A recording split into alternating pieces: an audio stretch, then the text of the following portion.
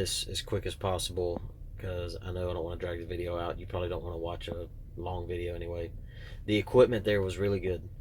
They run pre-emission trucks. All the new trucks are gliders. I was in an older truck. It had a C15A cert. Really good truck. Very minimal issues. I put 300,000 miles on it when I got in it.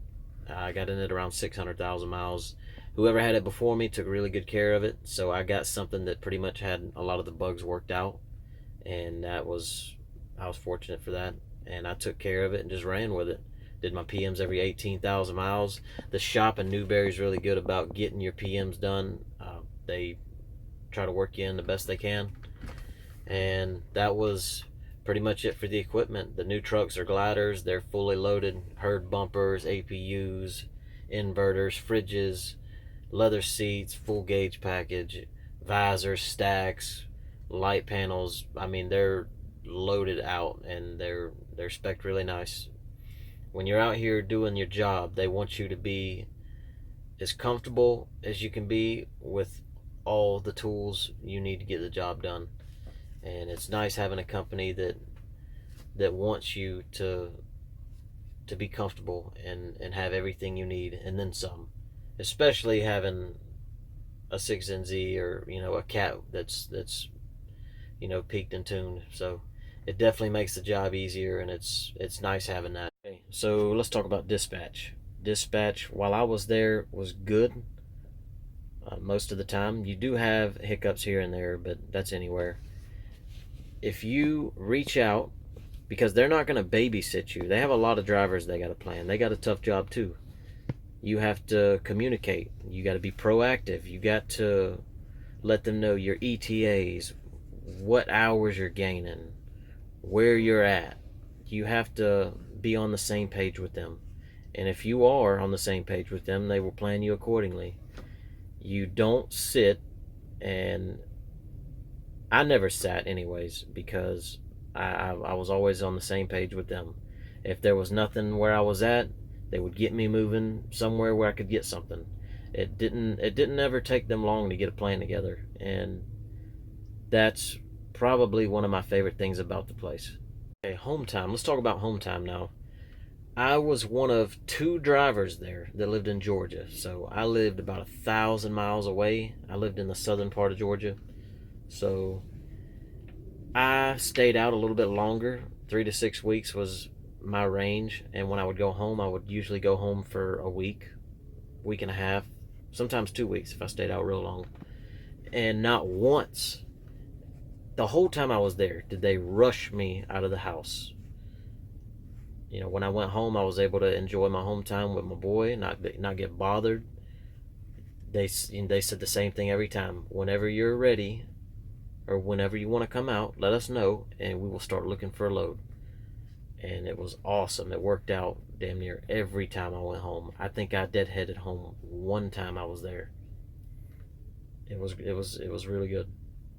Now, if you live in Ohio or Pennsylvania or anywhere within route of a customer they have, your home time is probably going to be a lot more. But I have no complaints because they worked with me as much as they could. It's not like they didn't give a shit. They really worked with me, and that's why I stayed for so long. Okay, so is working at Kuhnle dangerous? Yeah, it is. It's dangerous working at any tanker company because of what you're hauling and what could happen if it gets on you, if you get in an accident hauling it, if you breathe it in, if it gets in your eyes. So I had to just be extremely careful, double check everything unloading, and I was trained the right way. So I appreciate everything you showed me, Manfredi, and if you're watching, I appreciate you helping me in the beginning, especially when I called, because when I started, I was really scared of screwing up or having a big spill or something like that happening, because I'd never dealt with chemicals before. And a lot of the places we go, the driver does the unloading, and I didn't mind it. I didn't mind getting out. I didn't mind the exercise. I like being active, so that's one reason why I quit pulling the dry van and came here, or there. I don't work at Kuhnle anymore, but Okay, so where do they run? They go to all 48 states and Canada. And they go to some of the most remote places in Canada. I've been to Fort McKay, Fort McMurray, Powell River, British Columbia, where you got to take multiple ferry rides to get there. Labrador City, Newfoundland. That's why it's important to know your truck. You have to keep up with the maintenance on it. That way you know what your truck is capable of doing, because when they send you to some of these places, you are not going to want to break down, because it would be forever before somebody could get to you. So they go everywhere. A lot of the places other carriers don't go, they go, because they can get away with a lot more on the rate, and that is good for you, the driver. And it always worked out good for me, because I never said no. I just took the shit and ran with it. So when I was out, I was running. So I didn't care where I ran. I just took it. YouTube. So what is the pay like? That's the most important thing, right? So I'm gonna put some screenshots up of my direct deposits in the bank after tax. That way you guys, drivers out there, can see, what is possible to make over there, what you can make. So I will put pay statements up as well, showing, the breakdown of how they pay you. And there's a few companies that do it like this, and I wish there was more out there like Kuhnle and those that do it this way. Is when you get paid, right? You can see the gross number. You know what the truck is grossing. That way you know that what you're getting paid is the right percentage of the gross number. You know you're not getting shitted on your pay, because there's a lot of companies that pay percentage and they won't even show you the gross number. You don't know what you're getting paid is being based off of. So big props to Kuhnle for being transparent there, and that says a lot about them. That's no question at all on their integrity. They definitely have your best interest at heart as a driver. All right, YouTube, I'm getting ready to wrap it up.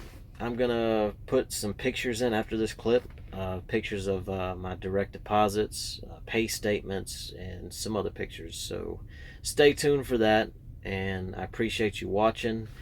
No, I'm not doing this shit to brag. I'm doing this to show other drivers what is possible. So what you can make there, and it's real. So anyways, I'm not getting paid to do this by Kuhnle. They don't even know I'm doing this video.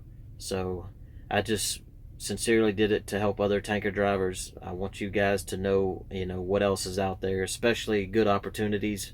So anyways, I will see you guys in the next video, and take it easy. Peace.